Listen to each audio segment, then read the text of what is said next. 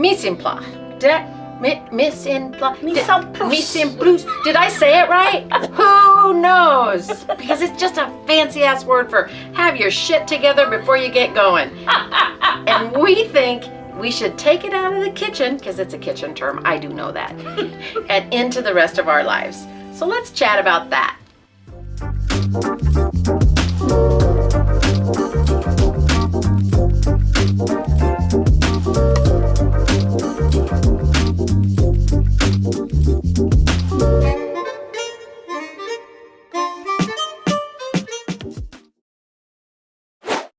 Originally, I heard this term when I was a kid from Anthony Bourdain, because he would talk in the videos that he did and in documentaries and in his book about the concept of mise en place when he was working on the line in kitchens. And then all you have to do is turn on like Top Chef or literally anything having to do with kitchens to hear that word thrown out over and over again. And all it really means is that you should gather all of your ingredients and do all of your prep and all of your work before you turn on the stove and get cooking, because you're more efficient that way when you're not running around trying to go to the pantry to pull out the flour, and you're less likely to burn something when you have to stop, turn around, and chop an onion, and so you can move more efficiently through a process of cooking. And we've incorporated that into the way that we cook and the way that we are in the kitchen for years, and it's really helpful, and we can talk about that another time. But we realized that this idea can be really useful in other parts of your life too. And so we started thinking about how you can incorporate the concept of preparing ahead of time and using that to your advantage so that you're more efficient and you also just do more things more easily. So that's what we want to talk about. I think an easy gateway example is the concept of exercise, right? Not my favorite topic, but it certainly is true that if you prep ahead of time and you get things as simple for your tired brain as possible, then you're more likely when you're exhausted to actually go for a run or go to the gym if you have your bag ready, or if you set out a yoga mat the night before, you're more likely to roll out of bed and actually get going. I think that's a good example of what we mean by mise en place, but I think it can also go into a lot of other areas of life. I think when we started talking at the beginning of the year about the things that we're tolerating, we realized that a lot of that we could trick our brains a little bit if we started thinking about what are all of the areas of life that felt just kind of drudgy or overwhelming, or like errands that we had to run or things that just became kind of a pain. We started making a list and we realized there were several things that if we mise en placed them, we could kind of trick it. So we started out with simple things like, you know what? We buy certain canned goods, we buy certain things over the time, toilet paper, paper towels. The heavy, bulky stuff you don't want to haul back from the grocery store. You can order those things and have them delivered to you. You can even set it up automatically.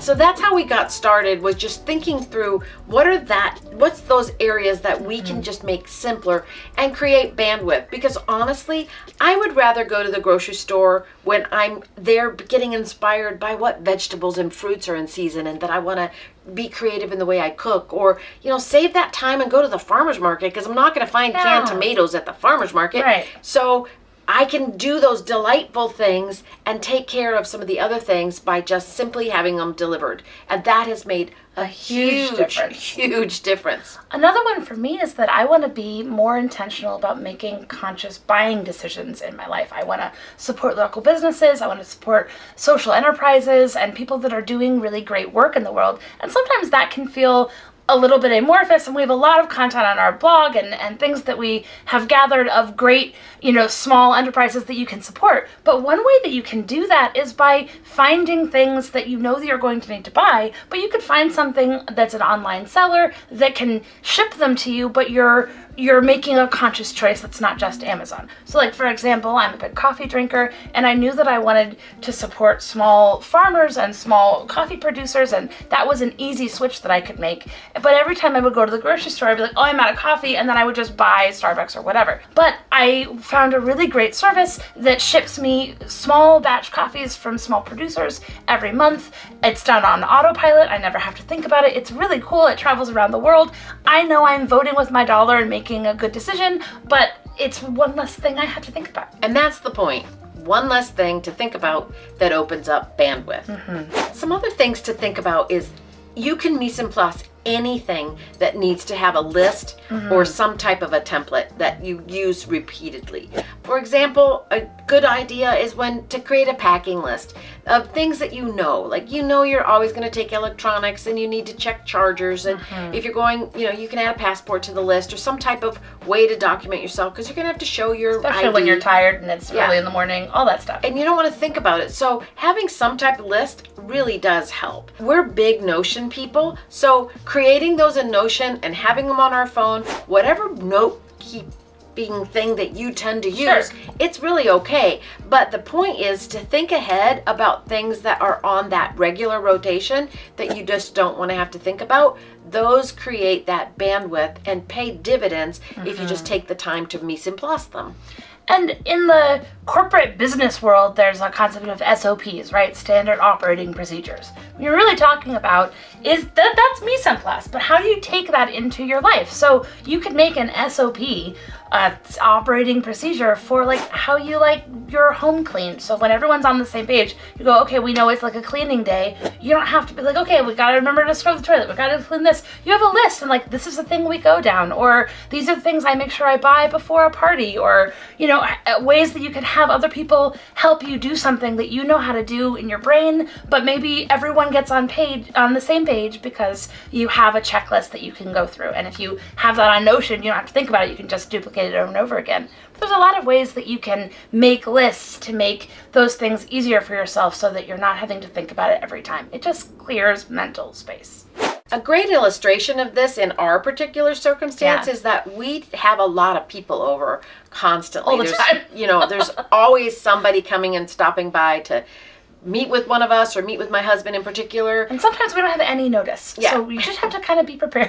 So when we reorganized our pantry and our fridge, which is another video we're super excited to share with you. One of the things that we did was we created a bin that's labeled for tapas. So anything that we have put in there, we now know, oh, someone's coming over, quick, in less than 5 minutes, we pull out the bucket, I can set out capers, and I can set out olives, cornichons, spreads, the jams things that we do, we know where the cheeses are, so I can literally pull that out. We can sprinkle it with some candied pecans we get at Trader Joe. Whatever you want. We know what's open, we know what's available, we can grab little bits, and we don't have to go searching for it. And that has created a ton of game margins, changer. so that I don't really resent having to have people over, because we do a lot and I don't want to resent it. I want to spend my time with my people who are there in great conversations, as opposed to worrying about whether the party was good. Not enough. have it feel stressful. And maybe that's not gonna fit your life. Maybe you don't need a bucket full of things to pull out for a cheese board, but maybe that's like lunch boxes or meal prep, or you know, you're going your lunch to take for work, or whatever that is for your life. The same concept applies. What can you do to make those moments, especially around food, just so much simpler, so that you're not like, ugh, and then it becomes this drudgy, like resentful thing. Another area in my life that has made a huge difference is I know that I really want to get better about reading, and I've talked about that in another video. Go check that out above. But I realized that I think of myself as a reader, but I wasn't actually actively doing the whole reading part very much. And a thing that's made a huge difference is I mise en place it. I started making lists of not just this is my to be read list, but here are books that I want to read in this category or this type of thing for different moods, books I want to read on my next vacation. And then I started doing it too with movies, and especially with documentaries or things that I know I want to remember to watch, but when you're in the moment and it's Tuesday night and you're tired and you're sitting down, have you ever had that moment where you sit down and then you spend an hour going through Netflix with another person trying to decide what you want to watch? Mise en place it. Make a list of things that like, oh, I have now a watch list. This is a little obsessive, but in Notion, I have a list of things I want to watch with my husband, things I want to watch alone, things I want to watch with mom. And then every time I see something, like, that would be a good thing to watch with her, and then I add it to the list. So then when we sit down, we don't spend 30 minutes trying to decide what to watch. We just get straight to having fun and hanging out. And I think that's the beauty of this. It's just mise en place it. Take it out of your brain in the moment, and even if it's like a silly fun thing like what movie do I watch on Netflix, it just takes up so much less mental energy. So that's really the point. The point is to stop and think, what are repetitive things? What are the things that drain me of energy that I have to think? And like what Janelle said, I mean, like that's a big one for most people.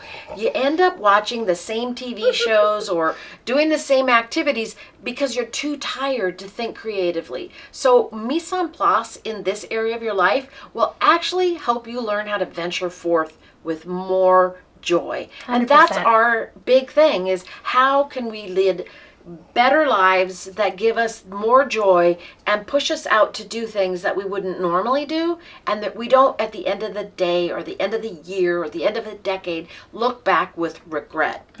We began making our list, and I would suggest you make your list by thinking through the things that you're currently tolerating. Yeah. There's a lot of good data in that. If you don't know what we're talking about, there's a video that we've filmed on how to conquer the things that you're tolerating, because that started so much of the reframing of how we organized our pantry, buying things in bulk, all those things that were just normal tasks that were taking up mental bandwidth, and we wanted that time to be able to do some art projects, or I wanted to be able to sew, or wanted to chat with a friend without thinking about all this list of stuff that you got to do. So that's why this is really important. So you may want to start by just thinking about, what is it that I'm tolerating, because it'll give you some data, and probably our guess is that there's little things that you can mise en place and life will go better with you.